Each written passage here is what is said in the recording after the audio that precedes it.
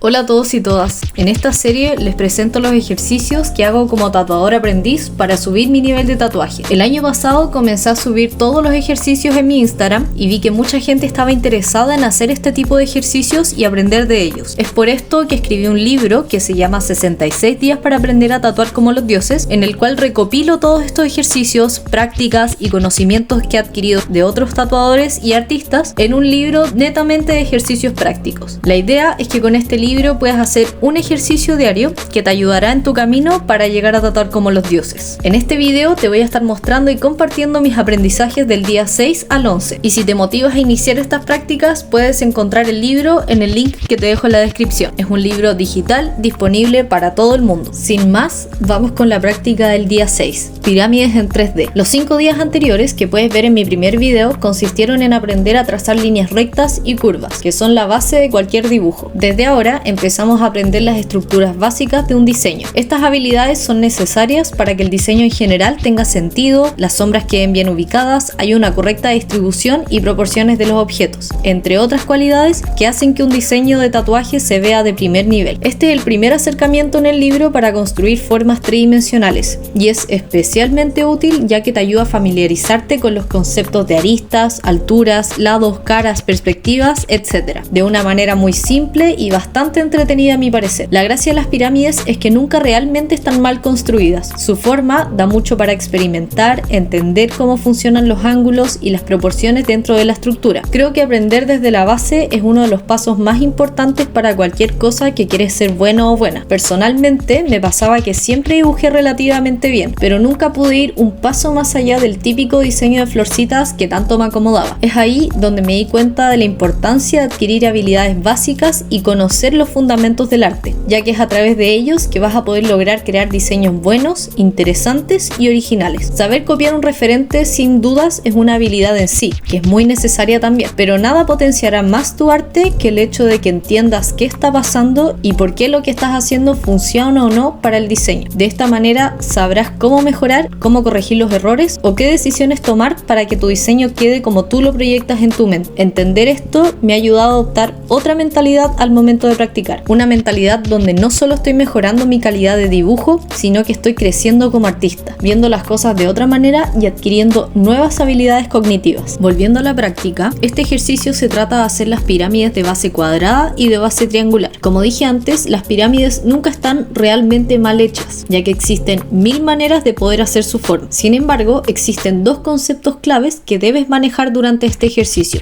el plano de apoyo y la altura. Yo comienzo haciendo la superficie de apoyo, que indica dónde está apoyada esta pirámide. En este caso las hice como si estuvieran apoyadas sobre una mesa o superficie plana, pero tú puedes hacer las pirámides apoyadas sobre una muralla u otras superficies verticales o diagonales. En las pirámides de base cuadrada es un poco más simple a mi parecer, ya que es como construir un plano. La misma habilidad adquirida en el ejercicio del día 3. En mi caso, tracé las diagonales del plano de apoyo para encontrar el centro y desde ahí fijar una altura, pero el libro te sugiere construir una cara de la pirámide que acompañe la superficie de apoyo y basarse en la altura que encuentres en esa distancia para construir el resto de la pirámide. Yo lo hice de esta manera ya que este es un ejercicio que he repetido varias veces en el pasado y por lo tanto busco nuevas maneras de aprender de él. Aplicar esta técnica me sirvió para entender más sobre proporciones, ya que si hago una altura muy distinta a la superficie del plano, el sentido de la pirámide cambia completamente, abriendo nuevas posibilidades de construcción y composición en el diseño. La clave está en hacer los ejercicios como se menciona en el libro, pero siempre llevando tu práctica un paso más allá, para que descubras a tu manera nuevas alternativas y opciones para incorporar en tu arte.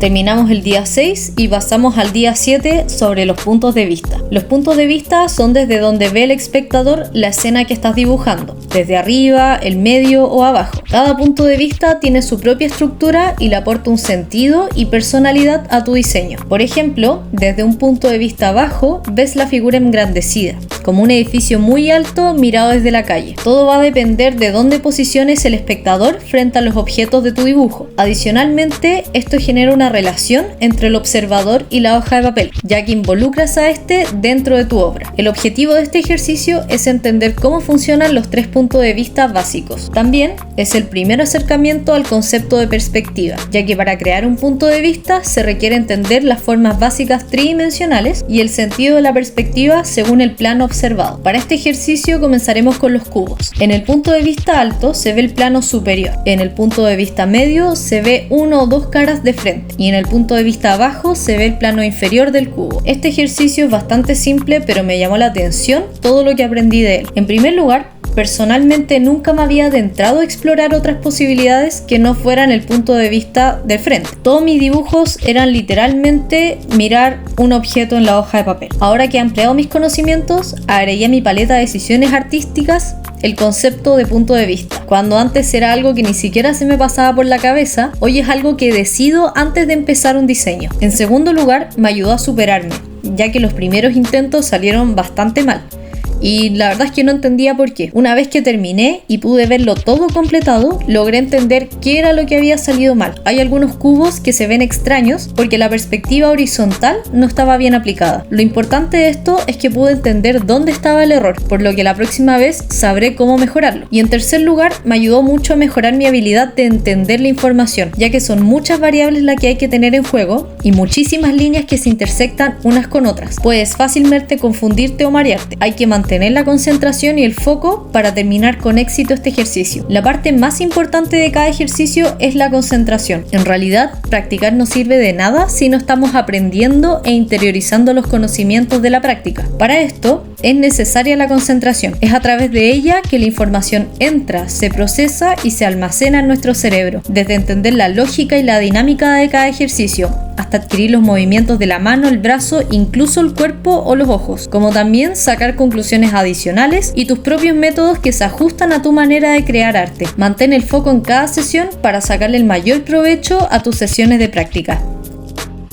Fin del día 7, vamos con el día 8 de cuadriláteros en rotación. Este ejercicio sirve para entender cómo rotar planos sobre un eje. Este tipo de ejercicios analíticos muchas veces son ignorados por los artistas autodidactas, porque son muy complejos o simplemente no se les ve un real valor. Personalmente, son estos ejercicios donde más aprendizajes obtengo. En general, soy una persona muy analítica que busca entender las cosas desde la base. De esta manera aprendo e interiorizo todo lo que voy descubriendo en estos ejercicios. Una vez que entiendo lo que estoy haciendo y para qué estoy haciendo esto, es que puedo aplicarlo en otros dibujos más adelante. Esa es la gracia de aprender, no solamente practicar, sino que ir un paso más allá y entender qué es lo que está pasando con tu dibujo. El objetivo de mi libro es que logres llegar a este siguiente nivel en tu aprendizaje, que no solamente obtengas herramientas prácticas para desarrollar tu arte, sino que también entiendas y adquieras nuevas habilidades cognitivas y conocimientos básicos en cada uno de los ejercicios. Si quieres conocer más del libro, comenta tus preguntas y feliz de que conversemos. Este ejercicio combina los aprendizajes del día anterior sobre los puntos de vista y te acerca al concepto de perspectiva a través de la rotación de los planos. Como mencioné anteriormente, una habilidad clave para todo artista es entender grandes cantidades de información y la estructura básica de los objetos para después distinguir qué líneas se debe remarcar para obtener un resultado final. En este ejercicio se aplica el mismo principio. Son bastantes líneas guías y estructuras por debajo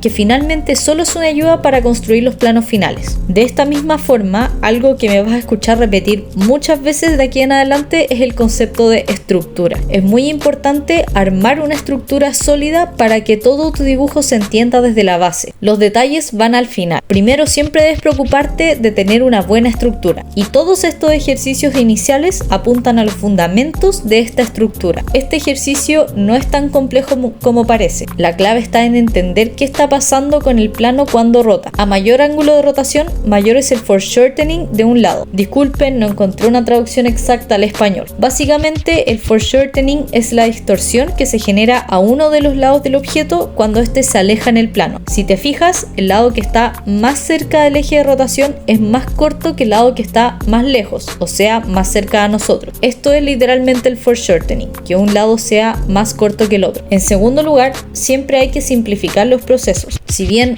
Cada uno tiene su propia manera de simplificar las cosas. En mi caso me sirvió mucho dibujar los ángulos con respecto a los triángulos que se forman en la parte superior e inferior como se muestra en la imagen. Me gustó mucho este ejercicio por el análisis que iba haciendo a medida que iba avanzando. Esta es mi parte favorita de aprender arte, entender y analizar. El resultado en sí es re bueno, por lo cual siempre es una buena motivación para seguir avanzando y progresando en mi camino como artista y tatuadora. Pasamos al día 9 de líneas de contorno. Como advertí en el día anterior, me vas a escuchar mucho hablar sobre la estructura. Esta estructura es literalmente el esqueleto de lo que está por dentro de todas las figuras tridimensionales. Es lo que da soporte, contexto y le entrega dimensiones para que éste sea tridimensional. La estructura es clave para realizar un dibujo, ya que sobre esta estructura van los detalles, las sombras, texturas e incluso otras formas que pueden estar sobrepuestas o unidas a esta base. En esta sección aprenderás mucho sobre estructuras y entenderás la importancia que tienen en el arte y la gran diferencia que hacen en tus diseños. Las líneas de contorno son la parte visible de la estructura, en este caso de un cilindro. Usé un cilindro como ejemplo ya que es una de las formas básicas más utilizadas en el arte, además de que si bien su estructura es simple, compuesta de una seguidilla de círculos con un inicio y un fin, a esta forma se le puede dar movimiento a través de un eje que atraviesa la mitad del objeto. Dependiendo de dónde estén apuntando las caras externas del cilindro es que adquiere una curvatura. En el libro se explica en profundidad este concepto, pero a grandes rasgos, si una cara apunta hacia el fondo de la hoja y la otra hacia nosotras, tendrá una curvatura diferente a si ambas caras apuntan hacia nosotras. Para hacer esta distinción es que entra en juego las líneas de contorno. Del ejercicio queda muy claro cómo el cilindro adquiere su forma y se le da sentido a través de las líneas de contorno. La idea de este ejercicio es entender cómo la estructura interna afecta lo que se ve por fuera. Cada ejercicio de este libro tiene un objetivo que te va a ayudar a entender qué es lo que intentas aprender este día y un propósito para que entiendas para qué te va a servir esta habilidad en tu proceso artístico. Algunos ejercicios te pueden parecer innecesarios o demasiado simples, pero créeme que todos aprenderás algo nuevo. En mi caso, este día aprendí a rotar los círculos con respecto a un eje, tal y como lo hice en el ejercicio del día anterior, pero esta vez de manera mucho más intuitiva, sin una gran estructura por detrás. Apliqué los mismos principios de la rotación y los puse en un contexto que me ayudó a construir una figura diferente, un cilindro. Esa es la base del aprendizaje, adquirir habilidades que luego puedes usar en otros contextos para realizar obras de arte según tu estilo. Me encanta el resultado, las prácticas se ven súper interesantes de por sí y también las utilizo como contenido porque, por favor, miren este resultado. Por fin llegó el día 10, la tan ansiada y temida perspectiva. No puedo ser más enfática en la importancia de la perspectiva en un diseño. La gran diferencia entre los grandes artistas y los principiantes es que los grandes artistas utilizan este tipo de herramientas, estructuras y técnicas para crear arte de primer nivel. ¿Les ha pasado que ven un dibujo y sienten que no está del todo bien, pero no saben por qué? Ya, esto se debe a que tenemos uno o más fundamentos equivocados en el diseño. La perspectiva es uno de los más difíciles de aplicar, pero que delata de inmediato al aprendiz. Otros ejemplos son las sombras mal ubicadas, los valores tonales en general y la proporción de los objetos en la escena. Este primer ejercicio de perspectiva es como un diagnóstico para ver qué tan bien te manejas con el concepto. No es tan simple, así que no te frustres si es que no te sale bien. Aprovecha esta oportunidad para detectar las mejoras que puedes hacer en el corto plazo con respecto a la aplicación de la perspectiva. En el libro se explica que existen básicamente 3 tipos de perspectiva: en un punto, en 2 puntos y en 3 puntos. La verdad es que para simplificar las cosas generalmente se utiliza perspectiva en 2 puntos. Sin embargo, lo correcto es utilizar en 3 puntos. Personalmente me costó mucho entender la lógica de la perspectiva, porque cuando hacía estos bocetos me parecía que igual se veían extraños. Luego entendí que este es un concepto teórico, más que visual. Como nosotros ya vemos en 3 dimensiones, no observamos realmente estos puntos de perspectiva, ya lo tenemos integrado en nuestro cerebro. Por eso creo que es difícil plasmarlo naturalmente en una hoja de papel. Para este ejercicio es necesario desaprender todo lo que es intuitivo con respecto a la perspectiva, para integrar de manera consciente el concepto al utilizar las líneas y los puntos de fuga. Básicamente, en la vida real, los puntos de fuga están en el horizonte de la Tierra, y esto hace que en realidad las líneas se vean paralelas, ya que el punto de fuga está tan lejos que el ángulo se forma con respecto al horizonte es ínfimo. Puedes encontrar una explicación teórica mucho más profunda en el libro, pero por ahora volvemos al ejercicio. La práctica táctica que llevo aplicando desde el día 2 de unir 2 puntos me ha servido enormemente para muchos de los ejercicios que llevo haciendo hasta ahora. Prácticamente lo llevo haciendo 8 días, por lo que cada vez me resulta más fácil. Hoy puedo hacer líneas largas de un punto a otro, con mucha confianza. De esto se trata el ejercicio, de unir los vértices con un punto de fuga y analizar qué tan preciso quedó tu trazo con respecto a la perspectiva. Una vez que hayas finalizado los cubos y su perspectiva en un punto, se pasa a evaluar el resultado con la ayuda de una regla. Van a haber algunas que te van a quedar muy precisas, casi exactas, y otras van a estar muy lejos de la realidad. La idea es justamente que entiendas y observes el error, para que más adelante también puedas identificar cuando te ocurre lo mismo. Este ejercicio me gustó mucho, ya que me gusta la idea de que sea un ejercicio analítico, ya que también te ayuda a entrar en la mentalidad de que no solamente hay que repetir el ejercicio, sino que también evaluar y aprender de los errores. Finalizamos esta semana con el día 11, la perspectiva en 2 puntos. Este ejercicio es para poner en práctica lo aprendido en el día anterior y así consolidar los conocimientos básicos que se requieren para hacer dibujos en perspectiva. Es bastante simple, se hace una línea del horizonte y en este caso utilizaremos 2 puntos de fuga. Luego se traza una línea vertical en cualquier parte que corresponde a la arista que está más cerca de nosotros y a la altura del objeto. Se conectan los extremos de esta línea con los puntos de fuga mencionados anteriormente. Luego se trazan 2 líneas verticales nuevas a cualquier distancia de la primera línea vertical para obtener las caras visibles del objeto en 3 dimensiones y el largo y ancho de este. De estas nuevas líneas verticales se traza una línea desde los extremos hacia el punto de fuga opuesto, como ves en el video, que corresponden a las caras que van por detrás. Finalmente, se conectan las intersecciones de las líneas guía para trazar la arista que va en el fondo y que no se ve. Aprender todos estos pasos me dio una visión mucho más concreta de cómo construir objetos en perspectiva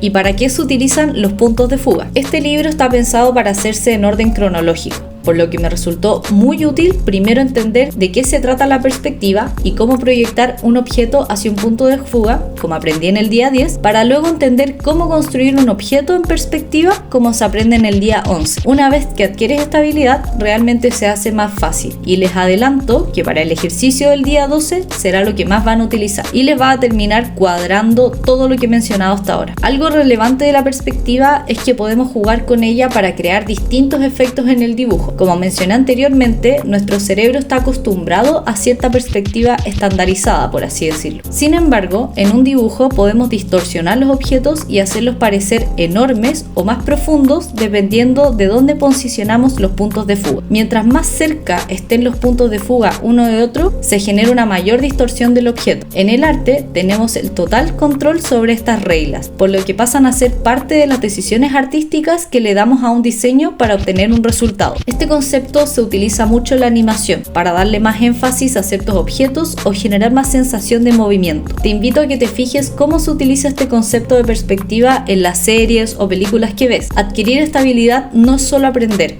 sino que también observar lo que pasa en la vida real y cómo el artista tiene la capacidad de utilizar estos conceptos a su favor para generar una obra de arte. Con esto terminamos la serie de esta semana, espero que la hayas disfrutado y que hayas aprendido algo de mi proceso. Hago estos ejercicios a diario para mejorar mi nivel como tatuadora y si te motivas a iniciar tu propio camino, te invito a conocer mi libro 66 días para aprender a tatuar como los dioses y te dejo un enlace en la descripción. Nos vemos la próxima semana con nuevos ejercicios y nuevos aprendizajes que te quiero compartir. Muchas gracias por acompañarme. Nos vemos.